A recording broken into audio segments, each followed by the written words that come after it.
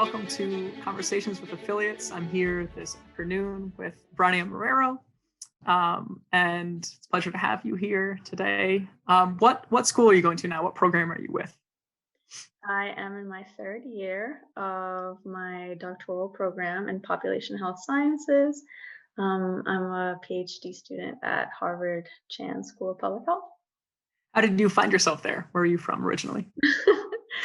I was born in Puerto Rico. When I was 5, I moved to New Orleans, did my undergraduate at Tulane University, and decided right off the bat, as soon as I graduated, that I wanted to pursue a doctorate. What are your passions or interests within that doctorate? Because I imagine it starts off kind of a little broader, especially in undergrad, and then you're just narrowing down as you go. Yeah. So public health is a gigantic umbrella.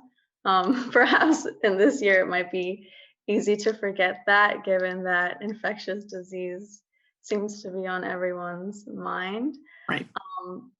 But ensuring the well-being and preventing the burden of disease in a population encompasses absolutely everything from the more biomedicalized pharmacological research to thinking about policy, racial disparities, environmental justice. And that's what drew me the most to public and population health, because it has such a upstream approach and holistic approach. I am in the Department of Nutrition, and my research focuses on a food systems level perspective, thinking about how we can make diets healthier, but also thinking about how we can make food systems more sustainable and climate resilient in increasingly vulnerable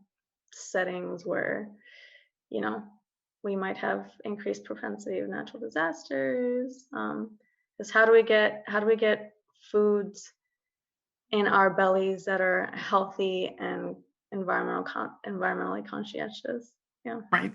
Yeah. Well, that's a good area to be focusing on. I know you published your first paper recently. How was that process? Writing it, researching it, finally finishing it? Arduous, I think, is the first word. I think, yeah, it took 2 years, I think, from start to finish. I think I did the statistical analysis in like 2 or 3 months, but it takes a lot of refining, collaboration with experts in the field, responses to revisions by the journal that you want to get it published in. Yeah, science is a process of perfection, and it takes a long time. Well, especially with the stuff that you're working on, you want to, if it's gonna be published, it has to be correct, or Exactly. there could be issues. Yeah, we're lucky that we take our time with this kind of stuff. So you have with your coursework, you're kind of more in this scientific arena, and the Abigail Adams Institute, while we respect the sciences, we don't often do too much with the sciences. And so how did you get involved with this? What do you like about your involvement with us? What are you doing with us now? Yeah, so James and Christy Capuzzi, before they both had that last name, invited me to participate in, I think it was the second or third iteration of AAI's Great Conversation. And I think my participation in the program is a reflection of, again, my desire to be very holistic and thinking about health and well-being.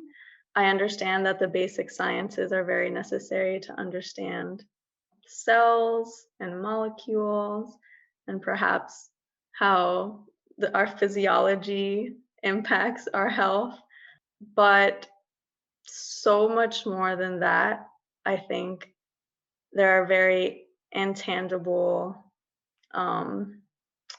constructs in our social lives, in our spiritual lives, in our cultural lives, that really determine our well-being, and they can be so much more powerful than any drug that we could come up with, or even any nutrient that we could supplement in our diets. And so my involvement is both a reflection of my personal passion for the humanities, as well as my hope. That's my dog. Okay. It's part of the interview. We're in the Zoom setting. Yeah, of course. And a drive to include that in my research. Right. Do you remember any sessions in particular that you most enjoyed from the Great Conversation? I mean, if it's been a few dozen of them now, but if any of them, you remember any of them jumping out in your head? There was a recent one, actually, not through the Great Conversation, with your To Hades and Back program. Mhm.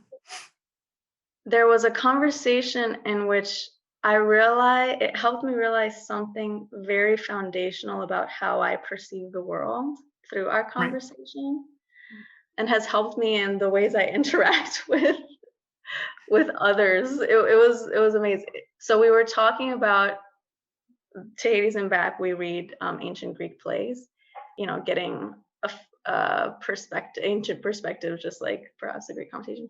And we were discussing why the playwright chose to show the murder scene happening off stage. Right.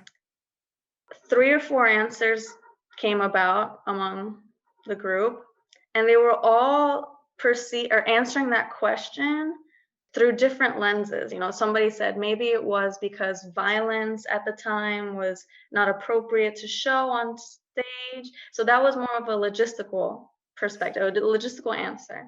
Right. And then somebody else mentioned, maybe they wanted to have a focus on the characters on stage's grief. So that was more of a character choice, like presenting the personalities of the characters. And my perspective was one about, well, perhaps the playwright wanted to highlight the symbology that, just like in the beginning of the play, the murder was in somebody else's hands, the cycle is repeating again. So this is like a physical metaphor of the playwright's overall theme. And that helped me realize that when I want to talk about anything in this world, when I talk about trees, when I talk about books, I want to understand what is the storyteller trying to convey, like through this action, through this thought process, this decision. That was really helpful for me. Yeah, that is helpful.